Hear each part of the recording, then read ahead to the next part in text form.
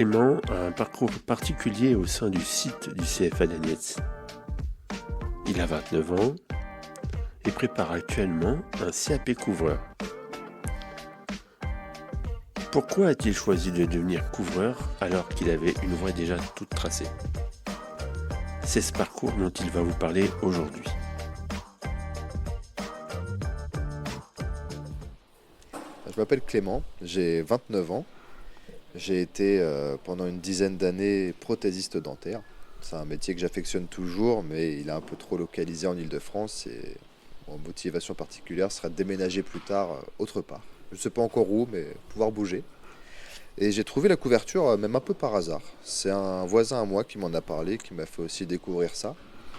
Du coup, je me suis renseigné sur le métier, j'ai regardé des interviews, des reportages, ce genre de choses. Puis je me suis lancé. Je me suis dit pourquoi pas moi. Et à force de recherche, j'ai constaté qu'il y avait le CFA d'Agnès qui était pas très loin de chez moi et qui proposait la formation également. Donc j'ai sauté le pas. Donc voilà, actuellement je suis en CAP. Et je me suis inscrit en candidat libre pour pouvoir le passer à la fin de cette année 2026. Je croise les doigts pour l'avoir. Alors la couverture, principalement, surtout pour pouvoir être à l'extérieur. Qu'il fasse beau, pas beau, de la pluie ou non, du vent. J'ai toujours été assez à l'aise avec les aléas de la météo. Et ça fait du bien aussi de se sentir pas enfermé entre quatre murs constamment, pouvoir aussi voir des choses qu'on voit pas forcément, parce que si on est de plein pied dans le jardin, on va voir l'herbe, mais si on va être tout en haut de la toiture à 7 ou 8 mètres de hauteur, on va voir peut-être tout le quartier, voir le village. Et c'est assez agréable, pouvoir profiter des points de vue que peu de gens peuvent voir. Du genre de personnes qui se lancent des défis. Et la couverture, c'en est un bel exemple parce que c'est quelque chose où on repart à zéro. C'est pas un métier qu'on peut comparer à un autre. Et tout s'apprend sur le tas. Et si on baisse les bras une fois, on ne pourra pas continuer parce que si on ne comprend pas les bases, on ne pourra pas comprendre le reste. Les expériences précédentes m'ont apporté la conscience professionnelle. C'est-à-dire que j'aime pas bâcler mon travail. Je veux qu'il soit bien fait. La patience. Et je dirais aussi la détermination. Parce que même si c'est dur, il ne faut pas baisser les bras. J'ai entendu hier ou avant-hier mon prof d'atelier qui a dit une phrase qui a retenti en moi. C'est abandonne une fois et t'abandonneras toujours. Une qualité essentielle pour être un bon couvreur. Beaucoup d'observations, surtout réfléchir avant d'agir. Parce que se précipiter dans ce métier, c'est la fuite assurée.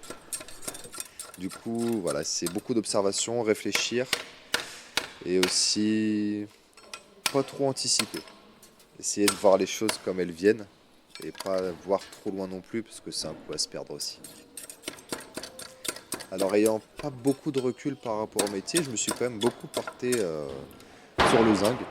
J'ai beaucoup aimé la zinguerie, tout ce qui est le façonnage et surtout la soudure. Avec mes expériences précédentes, j'ai été beaucoup mené à utiliser la soudure et différentes techniques et matériaux. Et vraiment j'ai jeté mon dévolu là-dessus. C'est sur la zinguerie. Mais au fait, comment se passe cette cohabitation entre Clément et des jeunes qui ont, pour certains, presque la moitié de son âge? Quelles sont les postures qu'il met en place pour que cette cohabitation soit bénéfique à chacun? C'est vrai que là, on me pose souvent la question. Il y a des moments, ça peut être assez difficile parce que j'ai moins de patience. Parce que j'ai aussi des enfants à la maison, du coup, qui sont forcément beaucoup plus jeunes. Mais quand je suis à l'école, j'ai l'impression que je passe du papa papa grand frère, ce genre de choses. Parce que les jeunes dans ma classe, mes camarades de classe, viennent se confier à moi comme si on se connaissait depuis toujours. Ils se permettent de me dire des choses qu'ils ne diraient pas forcément aux autres, parce qu'au vu de mon âge, ils savent très bien que je ne vais pas aller les répéter ou quoi que ce soit. Et que probablement, apte à pouvoir les conseiller ou leur donner mon point de vue avec beaucoup plus de recul. Parce que je vais être moins spontané, forcément plus réfléchi que certains. Pas forcément, mais c'est vrai que l'âge aide en tout cas. Alors j'ai l'impression que certains de mes camarades de classe profitent de ma présence justement pour évoluer. Parce qu'il y a une jeune fille dans ma classe qui s'appelle Colline. Je sais que Colline, quand elle a envie de travailler, qu'elle a envie de se mettre à fond, elle se met à côté de moi. Mais je ne lui mâche pas le boulot. Au contraire, quand elle n'arrive pas à comprendre quelque chose, J'essaie de lui tourner la question autrement pour qu'elle le comprenne d'elle-même. Parce que si je lui apporte la réponse, il n'y a aucune utilité. Et j'ai l'impression qu'il y a un regain de motivation justement quand ils arrivent enfin à comprendre quelque chose ou même à réussir à le faire.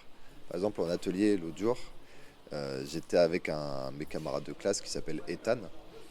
Il a, il a beaucoup de mal à faire ce qu'on lui demande parce qu'il se concentre peut-être pas assez. Il est peut-être un petit peu trop diffus. Et il était super fier quand il a enfin réussi à faire ce que le prof nous demandait. Puis il est venu me voir et fait: Tiens Clément, regarde, j'ai enfin réussi. Je fais: Bah oui, tu vois, quand tu veux, un peu de concentration, de volonté surtout. Et tout le monde finit par y arriver. Je pense que mon âge, ça peut être un atout dans l'alternance en tout cas. Parce que ma vision porte peut-être plus loin. J'ai déjà été apprenti quand j'avais 16 ans. Et j'avais pas du tout le même comportement. J'ai jamais été quelqu'un qui mettait le bazar ou quoi que ce soit, mais j'étais beaucoup moins motivé, je prenais tout plus à la légère. Actuellement, j'essaye vraiment de m'ancrer de ce que j'apprends parce que je sais que je vais m'en servir. Et l'avantage de ça, c'est que j'ai une vision plus professionnelle et plus pérenne qu'un de mes camarades qui est forcément plus jeune et qui a la moitié de mon âge également. Donc oui, je pense que c'est un bon atout d'être un peu plus âgé. Et en entreprise, est-ce que le maître d'apprentissage n'est pas déboussolé par l'âge de Clément? Comment se passent les relations de travail? Sont-elles différentes avec l'âge? Sur le chantier, le fait d'avoir mon âge, c'est pas une excuse. Si je fais une bêtise, je me fais quand même enguirlander, forcément. Mais je les prends peut-être mieux que quelqu'un de plus jeune. Je vais pas me braquer. Je vais demander justement pourquoi est-ce que j'ai faux, pourquoi est-ce que je me ferais engueuler. Mais au contraire, non, je pense que les relations se passent mieux parce qu'il y a probablement plus de confiance également. Parce que quand mon chef va me donner des directives, je vais les exécuter sans broncher. Et si j'arrive pas à comprendre, je vais demander pourquoi, il va m'expliquer. Et il va me laisser peut-être plus en autonomie. Une fois que j'ai compris ce qu'il me demande et qu'il a vérifié que je peux le maîtriser, bon, il va me laisser dans mon coin et me laisser faire mon travail. Il a peut-être moins besoin d'accompagnement également. Et où se voit Clément dans 10 ans? Qu'envisage-t-il pour la suite de sa formation? Ce qui me motive le plus, justement, c'est de pouvoir le passer en candidat libre. Parce qu'au vu de mon âge, c'est un CAP sur 2 ans. Si je peux gagner une année, c'est pas négligeable. Et c'est un défi personnel aussi. Je me dis que je m'ampute une année volontairement.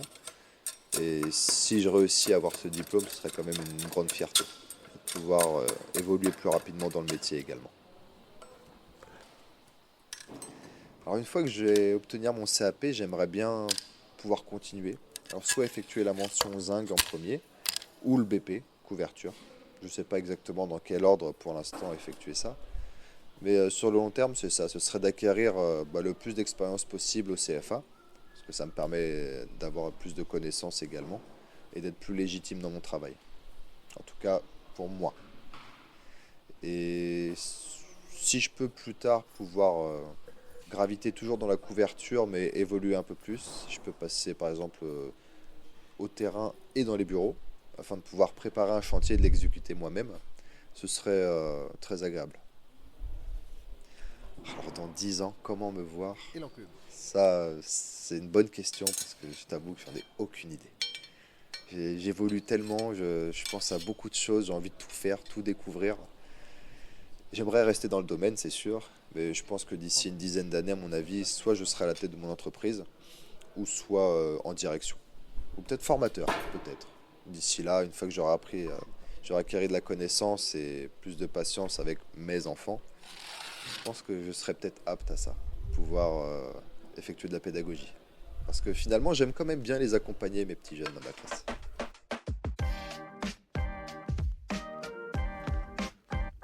Devenir apprenti est possible jusqu'à 30 ans.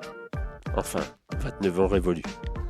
Alors, si vous aussi vous souhaitez entrer en apprentissage après 20 ans, sachez que rien n'est perdu et que le BTP CFA Picardie peut vous accueillir en formation. Plus d'informations sur le site du BTP CFA Picardie.